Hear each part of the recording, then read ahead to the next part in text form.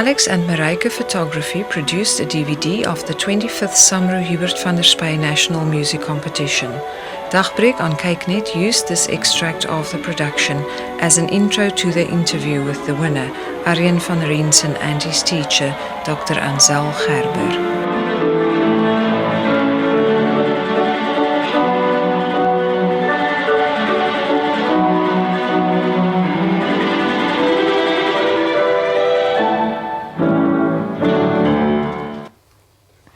Dit was die jong Pretoria se cellist Arjen van Rensen. Sy oorwinning in die pas afgelope Samro Hubert van der Spy Nasionale Musiekkompetisie in Kaapstad was inderdaad spesiaal.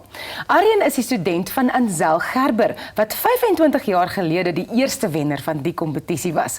Ons vier die herhaling van hierdie sukses vanoggend saam met hulle en hulle is ons talentvolle dagbrekers vir vandag, die student en die leermeester. Die twee talentvolle wenners. Welkom Arjen en Anzel. Dankie. Arjen, hierdie is 'n groot prys wat jy gewen het. Vertel vir ons kykers, wat het jy alles gekry? Dit was 'n paar pryse. Eerstens het ek saam met die eerste prys kontantprys gewen.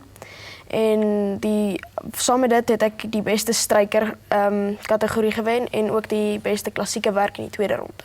Dit is ongelooflik. Anzel, jy het natuurlik 25 jaar terug die prys gewen en nou het jou student dit gewen. Jy voel seker baie trots. Ja, nee, ons is regtig dankbaar en juist dat dit ook so gebeur het, dat dit nou die 25ste keer wat die kompetisie plaasvind, dit nou so gekom het dat hy ook gewen het. En ek beskou dit regtig as 'n groot voorreg om ook die kennis wat ek destyds met kompetisies en internasionaal ook met kompetisies opgedoen het en ook my studies oor see, dat ek dit kan terugploeg in die land en ook kan sien dat daai saadjies wat mens plant groei in die vorm van Arjen wat ook nou presteer het by die kompetisie.